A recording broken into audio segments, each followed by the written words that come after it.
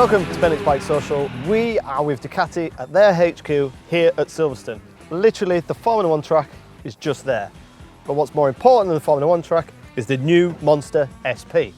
So let me give you a little rundown of how this differs from the standard Monster. And this is the bit where I'll see if I was paying attention in the media brief. So essentially it is the Ducati Monster that was launched last year. Same power, same torque, same frame, and exactly the same power despite us having a lighter aftermarket exhaust. The big changes, as Ducati always do with an SP version, is the chassis. Now we've got fully adjustable Öhlins forks, fully adjustable Öhlins rear shock, which are lighter. We've got improved stylemma brakes rather than the M50s. They're also lighter with lighter discs. Overall, we've lost a few kilograms, and we've got this unique styling. So we've got the nice little fly screen, we've got the single seat cover, and these awesome looking graphics. So we're going to head out today. It's a bit brisk, it's a bit cold, but it should dry out later on. Put the bike through its paces, and I'll let you know all about it later on.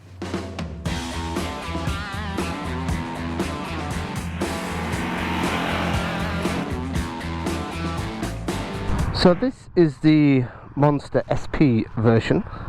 Same power, same torque as the standard Monster, but Ducati have tweaked the chassis. I've always liked the Monster, especially on the road. It's simple, straightforward, easy to ride, smooth. But now with the SP, that suspension just moves it up to another level. There has been no complaints from this suspension all day. And we've gone down some really bumpy, horrible stuff. And it's not bucking out my seat, it's really stable. Even though it's really light, which is a really difficult trick to pull off, to be fair. But yeah, I think the clocks are a little small by modern standards, where all clocks appear to look like an iPad screen. I'm a small rider, so I'm quite comfortable, but I imagine anybody over 6 foot might complain. So we've come into the warmth. It has been a bit cold today. It's not been the ideal conditions for testing the SP model, but it has been a real world test. So this morning it was a bit slippery, a bit greasy, which gave us the opportunity to try the cornering ABS and the cornering traction control, and it did kick in from occasion. So that was good to have that safety net.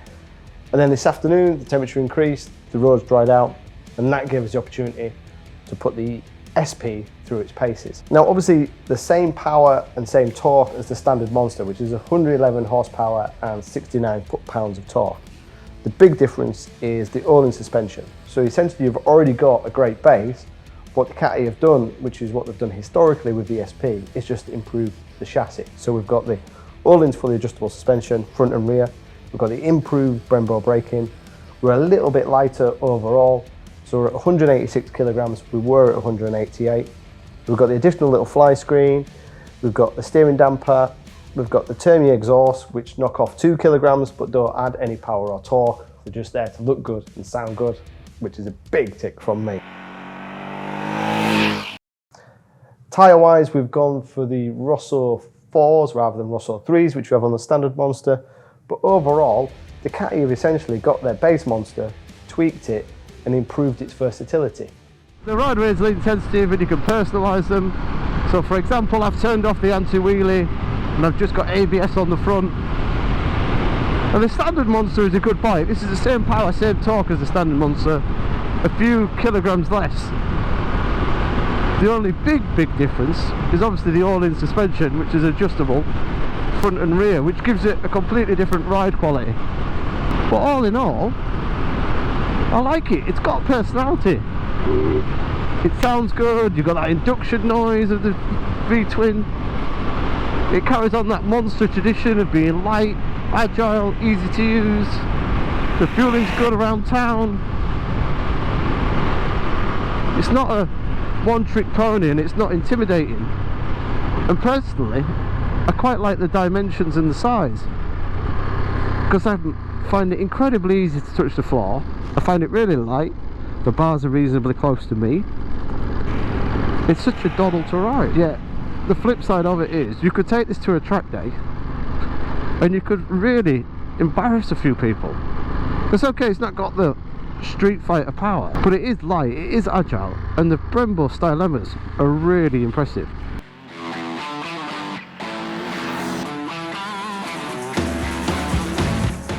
And they've done this over the years with every SP model.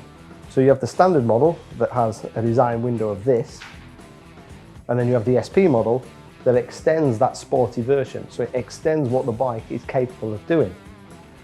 Honestly, even though it's got 111 horsepower, I'd quite happily ride that bike to Cadwell Park, Mallory Park, nice tight twisty track, just have fun, and you would embarrass people. The ground clearance has increased, the suspension has lifted the body of the bike up slightly, which means you've got more lean angle, which means you can carry more corner speed. It's really light, it's really agile, it's really easy to handle. On the road today, we've gone from really mud-ridden, cattle-grid, horrible B roads, and the suspension's cut, to really smooth, undulating stuff, and the suspension's cut. Honestly, for my size and my weight, I wouldn't want to change a thing. That bike in that trim ticks every box for me as a road bike. It's simple, it's easy to manage, I can touch the floor, it's not too physical, it's light, it's flickable, it looks good, it sounds good, it's ticking so many boxes. For riding on the road for somebody of my physique, somebody of my size, it almost questions why you'd want the V2 or V4. If you've got sports bike mates and you occasionally go on track days and you're chasing after your sports bike buddies, then yeah, okay, the V2 or V4, I can see that, especially if you're a bigger, larger, heavier rider. But for me, I generally ride 90% on my own, just enjoy riding, and that ticks every box. But the biggest problem that bike's gonna have is the price and competition. It's just under £14,000, which yes, it's desirable, it looks like the colours of the MotoGP bike. In this category of bikes is probably the most desirable, good-looking bike. But you've also got the KTM 890. You've also got Yamaha's MT-09 and MT-09 SP. You've got the new Street Triple from Triumph, which we'll be riding shortly in Jerez.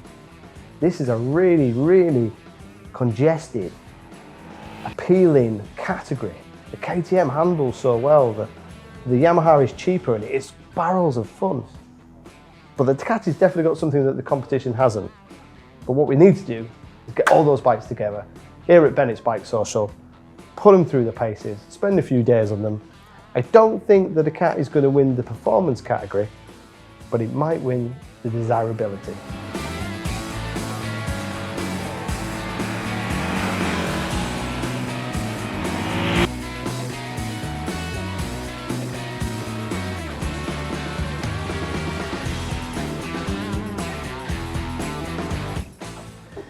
What do you think of the monster?